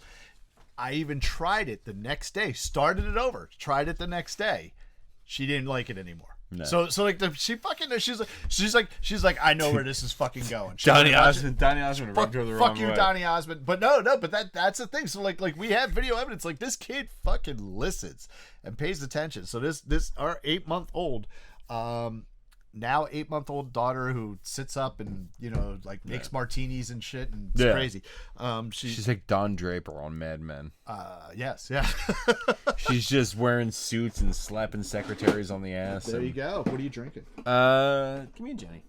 There you go. I didn't mention it before, but I am enjoying a Jenny cream ale, brewed for generations. I'll go with the Jenny as well. Not the first Jenny I've had, if you know what I'm saying. Whoa. Actually, I've never had any STDs, thank God. So, but yes, on the Regina factor. So she now likes 5 of my albums, dislikes 2 of them, and is indifferent overall to 4 albums. For you, she likes 7 albums and is indifferent to 1 of your albums, which was, she's dislikes. Sorry, dislikes. She's indifferent to 2 of mine. She's indifferent to 2 of both of ours. Right, 7 likes and one dislike, which would be Say Anything. So I know I'm raising my daughter right. No. Which actually it was funny. I'm like, and this is the shit that pisses me off about some of these fucking albums you make me listen to. Because I already told you how it fucks up my your Spotify algorithm. So I'm going to mow the lawn, and that's generally what I'll do when I'm mowing the lawn is I'll put my headphones on and I'll just put like an album on or a playlist or something like that. So I'm going to getting ready to mow the lawn, and I'm popping up Spotify, and fucking thing comes up. Say Anything has a new single. You should like this. I'm like, fuck you, motherfuckers. I fucking hate it. I didn't listen to it. Fucking Adam, fucking Steel Train, fucking kids. I think I even fucking said that too. Yeah. I even fucking said that. Like, fucking Steel Train. Get off of my lawn. Yes, you fucking. I gotta cut my lawn. Get off the fucking lawn. Which was weird because like when I was doing it, like So like the zero turn has like a lot of like great like safety features on it. Like if you like get off or it'll just like shut off and whatnot. So like I got off and like because we had these peach trees, like we didn't plant them, they were already there. So I was checking to see if any of the peaches were ripe. This is the first year they're doing fruit. They didn't do fruit last summer. Yeah. They just did like flowers last summer. This year they're actually doing fruit. So I was like checking them to see if they were ripe at all. And then I went to get back on the zero turn and wouldn't fucking start. And I'm like, what the fuck is going on here? So I ended up just having to like I left it overnight because I couldn't get it. I'm like, fuck it, I'm not dealing with it. Fortunately, I like just about finished cutting everything anyway.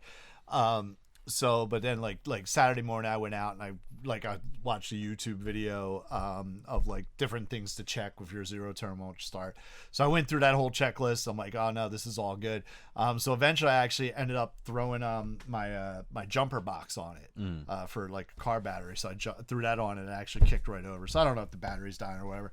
I didn't really look into it any further. I really just wanted to get it away, which is what I accomplished. So I was like, all right, fuck it, I'm happy about that. So that'll be fun when I go out next Saturday. Mm-hmm.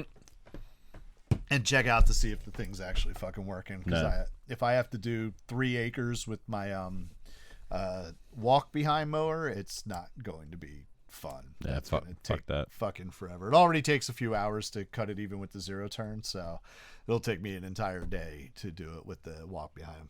Yeah. So not looking forward to that. So, but any other feelings that you have about this album? So, it has been 2 weeks since we've recorded. In between the Cure episode and the day we were supposed to record, which was last Sunday, I listened to this album like 4 or 5 times. Okay. And then was fully prepared to talk about it on Sunday. And then we got the news that we wouldn't be able to record, and I didn't listen to it at all this week. Okay. In hopes that like I would have like a distance makes the heart grow fonder type thing. And I listened to it today, and it's still, like I said, it's not me. Yeah, it's not for me. Yeah. But like I say, it's not that it's bad. Because I do have a top 3, but it's just, Well, so that was the thing too. Like I've been listening, I've continued listening to it. Also, like I said, when Regina likes one of my albums, I tend to have her listen to it more to make sure I'm not, I'm trying to be as unbiased as possible. So I have been listening to this a bunch and. We did this, and that is actually kind of a testament to what I'm saying about this album. It just kind of is what it is, and if you love it, you love it. If you don't, you don't. Yeah. Excuse me. I wrote these notes the day before we were supposed to, or the morning of before we knew we were having shit going. Mm-hmm. And I wrote all these notes up, and I went through it and. I went back today to recheck my notes to refamiliarize, and nothing changed. I'm like, I have nothing else to add to this. I have nothing to take away. It is what it is, and you know what I mean. So these notes are like over a week old, and they are still every bit as prevalent now as they were a week ago. Yeah. And like I said, if you're looking for the hits, just go listen to fucking Nervous Nights. You could probably get some hits off of Amore, which is their first studio album.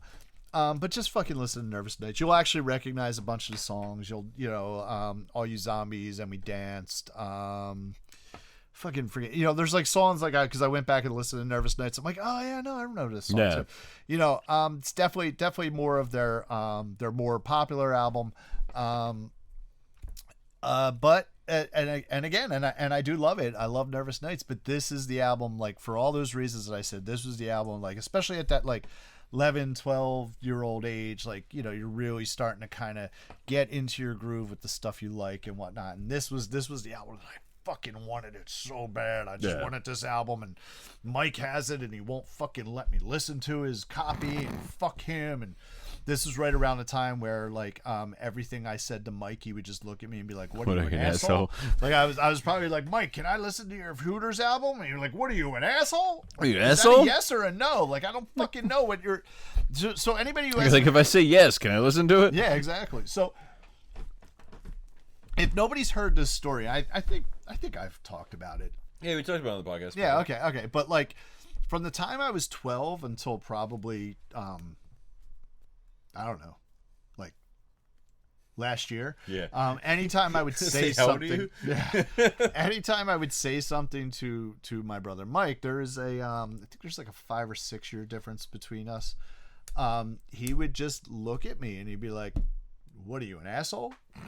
And like that was it. Like that was like his response to every like I could be like, "Hey, Mike, like, how are you doing today?" And he would just look at me, "What are you, an asshole?" I remember like, when damn. you first told me this story, the thing that always made me crack up hysterically was you told me, and I know I've mentioned on the podcast before, where you said like your friends were over and Mike was hanging out with you guys, and you would chime in on something, and he would turn to you and say, "What are you, an asshole?" Yeah, exactly. I'd be like, "What the fuck, man? We were just fucking talking." So, I mean, granted, I me and especially Sean from the Unholy Four, I'm not gonna say we didn't maybe do some stuff to fucking torture Michael too. Yeah. I'm sure we, made comments or just were fucking like stealing shit from his room or like throwing shit around, just fucking with him in general.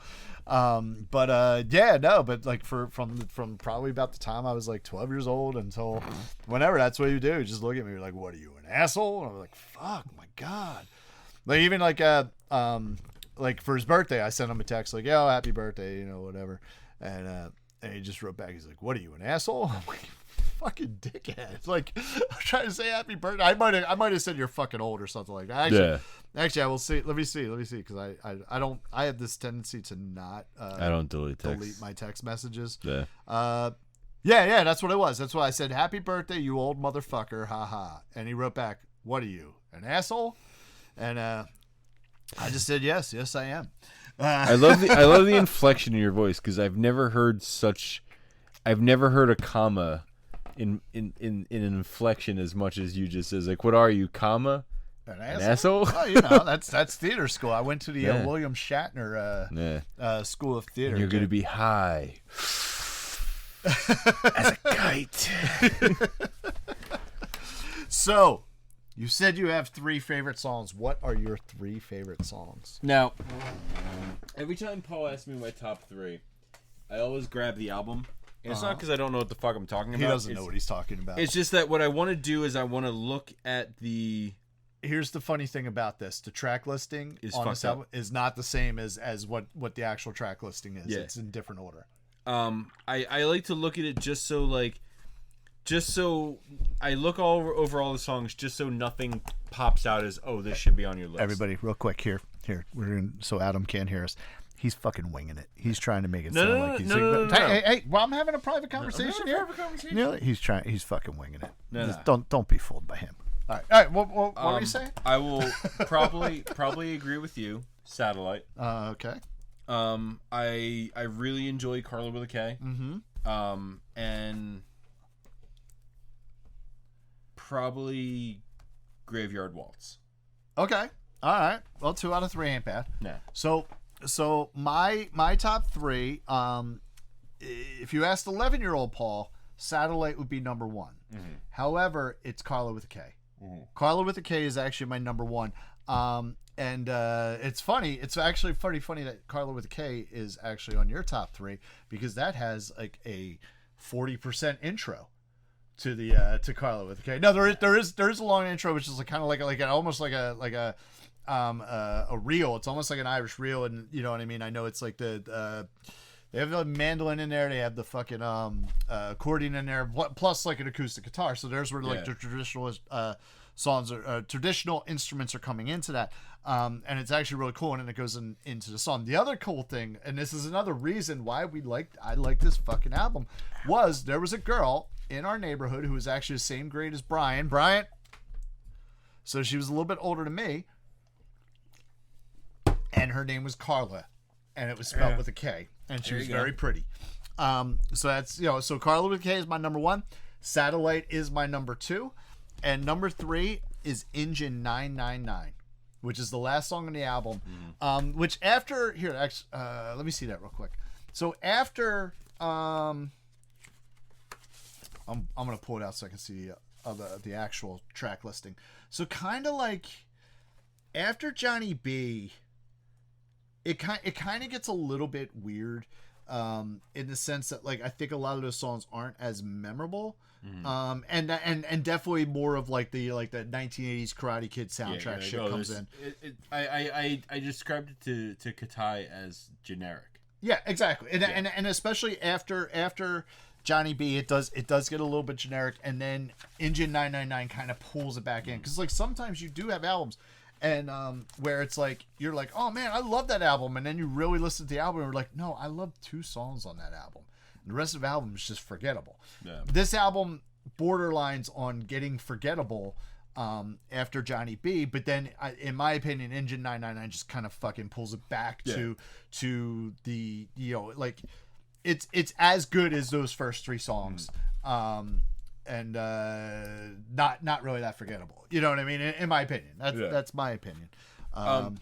Before we go into bottom song, I have to ask a question. Yeah.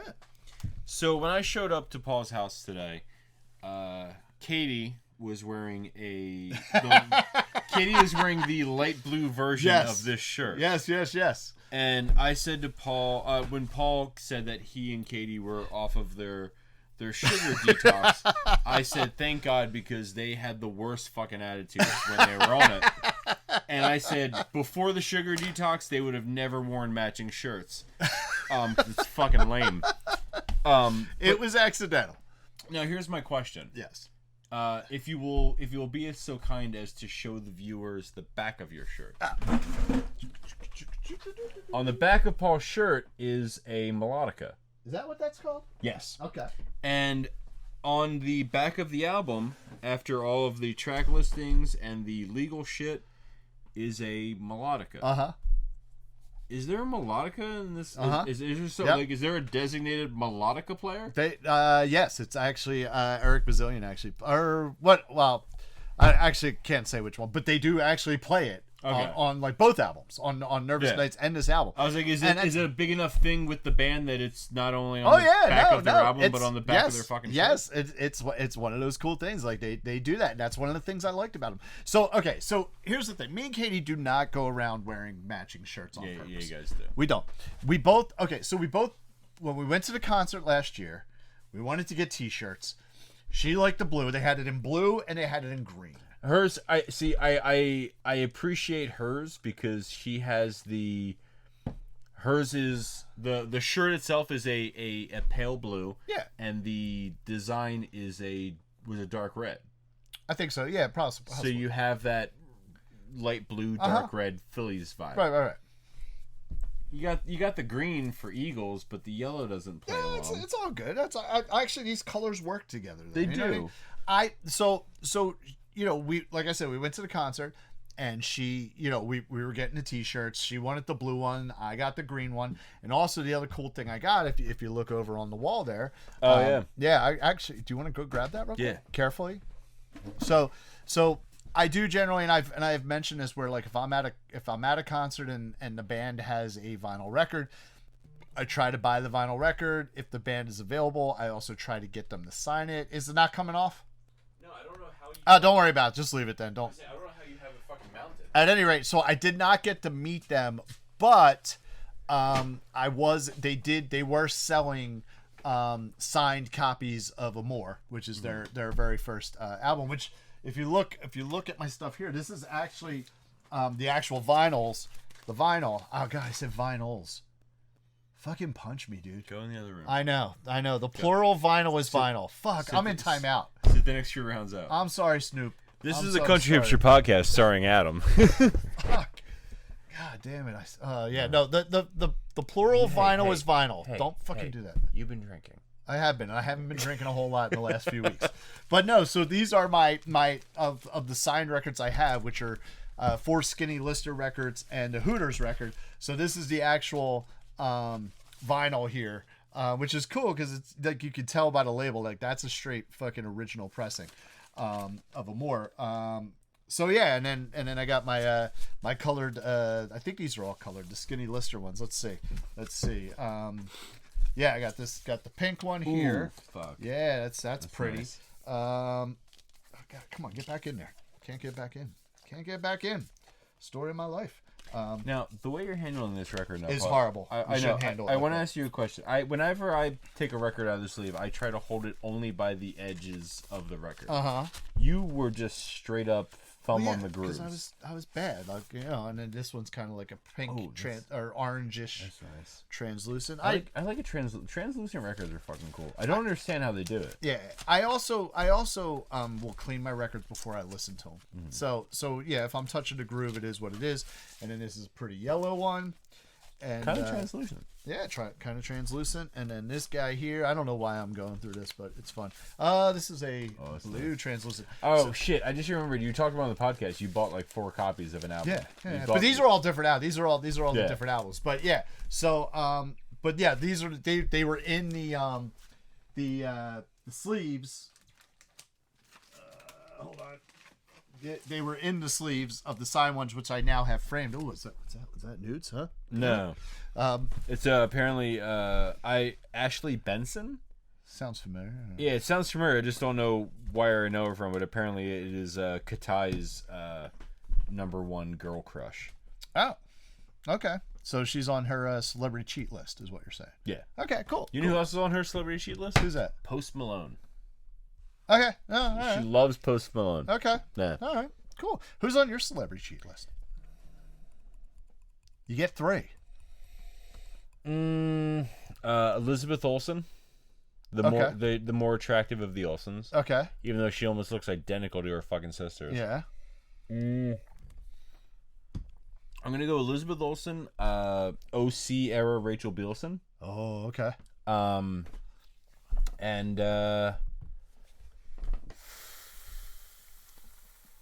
third one's rough. I don't know. Yeah. So my third always kind of like fluctuates, but my top 2 on my celebrity cheat list is Anna Kendrick. Oh fuck! I'm putting Anna Kendrick on my 3. Anna Kendrick's my #1. That's a good call. Aubrey Plaza's my #2. Aubrey Plaza is a good one too. My #3 jumps around. Sometimes it's Julia Stiles. Sometimes it's Brittany Snow. Right now, Brittany Snow's a good one too. It's Zendaya. Yeah? Yeah. I think it's pronounced Zendaya. I don't fucking care how you say it. But that's she's like I think right now she's up there as on my #3. So do you watch Euphoria? I have not yet. I've not even seen anything with. Give me 2 seconds. Okay. Because I will highly recommend Euphoria.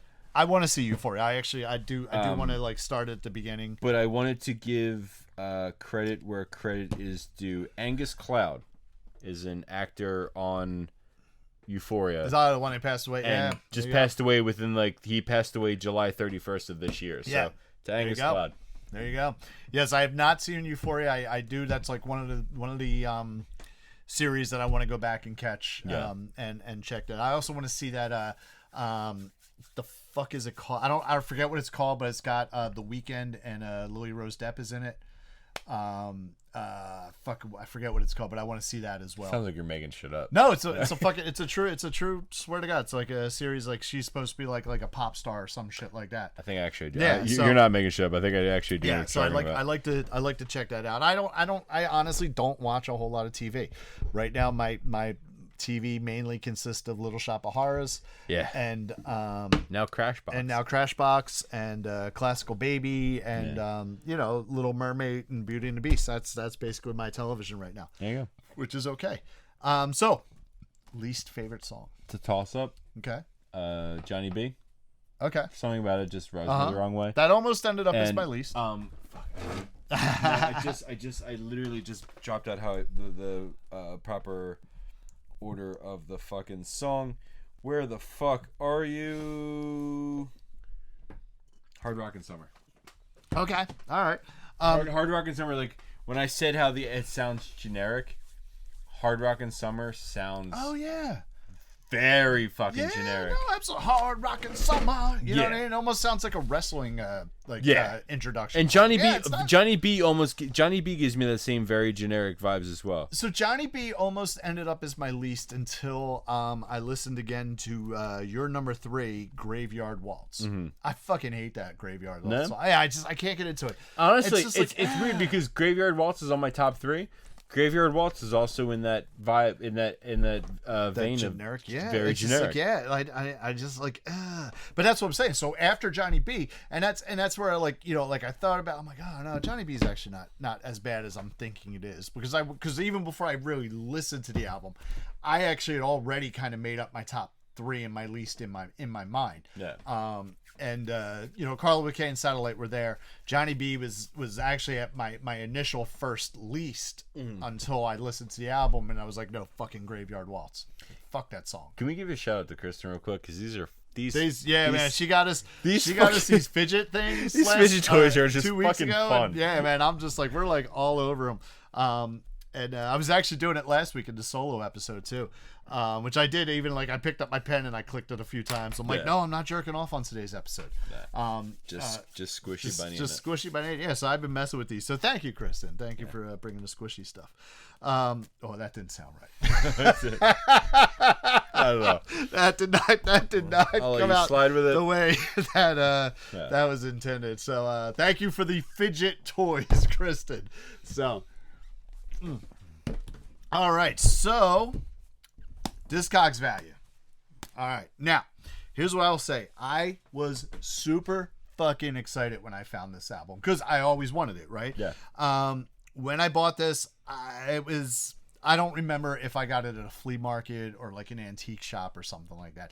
I just know that I was flipping through records and I came across it. I'm like, oh my God, I'm fucking buying this. There's a couple albums like that. It's like this is one of them where I was like super excited because I wanted it so bad and I wasn't seeing it anywhere. Another album that I was super excited about buying and because I wasn't seeing it anywhere and I ended up getting was Jay Giles' band Centerfold. Like you would know some of the songs off of that, but like I remember it as a kid, like fucking loving that album. It was another one that Mike had, but like the fucking cover was cool and all this kind of stuff. That's another one that's very like 1980s. If I didn't even realize until I was doing got into like selling used vinyl, that Jay Giles band is not that band who put out that fucking album. They are like this fucking cool fucking classic rock fucking blues band, and they wanted a hit, and they, you know what I mean, they put out this fucking definitely early 1980s fucking pop album, which I love, but like when you listen to real true good Jay Giles band shit, man, it is so much like fucking head over heels better than that like fucking Centerfold bullshit. But I still love Centerfold. But this is one of those albums where like I wasn't finding it, I wasn't getting it, so I was super excited when I saw it. I own an original 1987 pressing of this album. I don't know that there were that many pressings of it. Like there really aren't. If you look it up, it's like basically like you have to like the original pressing and then like maybe like a really early repressing. Again, this sold. And you say, like, it is only sold 500,000 units. I mean, it's still fucking 500,000 I've never units. sold 500,000 of anything. Yeah, so. Exactly. But you don't see it as much as you would, like, Billy Joel Glass Houses or something, something, or any Elvis fucking Presley album. So there are currently 121 copies of this pressing listed on Discogs. Jesus. Starting at $1.30. With an average selling point of $3.88. However, that is not what we go off of. We go off of the Discogs MSRP, which is the manufacturer's suggested retail price, which is very high for this album, in my opinion. It is $9.19. I want to say I bought my copy for like $1 or $2 maybe. Yeah, I was say how much did you pay for yours? Yeah, so this is since we round up, it is a $10 record as to the very good plus suggested retail. Again, like if I were to sell this, there's no way I'm selling it for $10.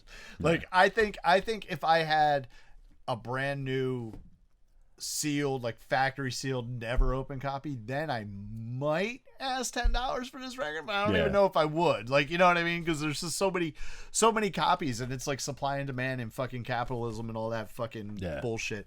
So that brings my running total up to $353, and Adam's running total is $522. So you are still to the good. You're closing your gap, though. I know you are still to the good. $169 because of Steel fucking Train. Fuck you, Steel Train. We didn't even mention it, but this was your hat trick. This was my hat trick. I was actually about to mention it. Yeah. This was my hat trick, which, if you know, I mean, the random record one is just, it is what it is. Where you know, that doesn't count. And again, if you look at the suggested retail on that, if you go back and look at that episode, it was like $15 or something like that. That did not play a part in this. It was a whole different thing. But let's see. Am I gonna be the first 4 in a row? That's or do we start with an Adam? Since this is your house and I can't remember who drew the album. Kristen drew. No, I know, but I mean like between us, I can't remember who fucking drew. Neither can I. Dude, the box of mics is looking fucking empty. I know. Did you like the picture of Tom? I was watching it on my phone, and I couldn't fucking see it that well. And I meant to ask you to. It was just more the theory of it. I just had to do something different with it. You know what I mean? I didn't want to do the box of mic. The box of mic's like, that's special. That is for our special podcast. The picture of Tom's our side chick. Yeah, right? Okay. Do I have 2 fucking envelopes here? You do. Oh, fuck. Oh, wait, this one's open. You keep it closed. I'm trying to. Oh, they're stuck. I'm gonna fucking. That's not the one we're grabbing. No. Yeah. I'm gonna fucking seal this. We'll reseal that. This is the one I grabbed. This is the official one. That's just a reseal. That 41 was open, but 41 was open, and we don't know. We still don't know what it is. We have officially resealed it. So here we go. Number 23. This is what we have here. This is to see, does Adam break my streak? Do I have the first 4 in a row? Do we bring Tom back for the 3 of 4 episodes? I miss Tom. It's your handwriting. I saw it. It is my handwriting. Is it a Booze and Vinyl? It is a Booze and Vinyl. It is a Booze and Vinyl. You are going to hate this. I know this because you mentioned it before. Episode 22 will be U2, the Joshua Tree. Man, really? Yes, I had my first 4 in a row. The first to hit 4 in a row. Fucking boom. We'll bring the Hooters down to my used pile. I forgot. Like, there's albums on my list where I knew like Paul was gonna fucking hate, but fucking U2, Joshua Tree. Fucking it is. No, that's not on this album. Yeah, it fucking is. Yeah, no, it's not. Look how fucking. This is a Booze and Vinyl, so we got to have Tom back. And I'm speaking out of place because I've never listened to fucking Joshua Tree. I know fucking. I know Uno Dos Tres Catorce. See, that's not even that album. I know. So that is. I just see. That's the thing. I know. You know the later U2, which is fucking. I know douchebag U2. Yes, and that we'll get into it. I do know where the streets have no name though. 139. Okay, so this is a Booze and Vinyl. We got to see what we're going to be drinking real quick. Hopefully Tom is available. He said he generally is, so we should have the official bartender back. So we will be drinking. Ooh, Paul's got a fucking booklet. This is interesting. This is going to be interesting. Is it like we got some tequila? We got some rye whiskey. Wait, mixed? Well, 2 different drinks. Oh, okay. Yeah, so these are going to be interesting. These are going to be interesting drinks here. Oh, cool. I already have one of these things. So there we go. Booze and Vinyl. Episode next week. U2 to Joshua Tree. This is my 4th record in a row. First time to do 4. I'm excited about this. I have an issue, but I'm going to save it. You gonna save it for the episode. Okay, you can save it. You can save it. All right. So I am excited about this. I'm very excited. And to be honest, I'm excited as well because like I said, I know fucking Uno Dos Tres Catorce U2. Yeah. I don't know Joshua Tree U2. I've always heard Joshua Tree as spoken of very highly. Oh, it's so I'm excited to listen to it. I'm skeptical to listen to it. All right. But I'm excited. Yes, no, this is going to be good. I'm excited. I got the first 4 in a row. fucking going in. I'm going to fucking take your steel train and fucking shove it up your fucking patukas. You take that steel train and you shove it up your ass. There you go. With this unicorn. Yes. Do you have anything else to add to this week's episode? Because I really got to piss. I do have something to add to this episode. Fuck. Go fucking buy a Neshaminy Creek Brewing's fucking peach ring. Do it. Buy all 3 of them and do your own little fucking wine tasting. But trust Yes. me, the peach ring is fucking... It is, yes. It chef's is kiss. fucking great. It is great. On that note, I think it is time to...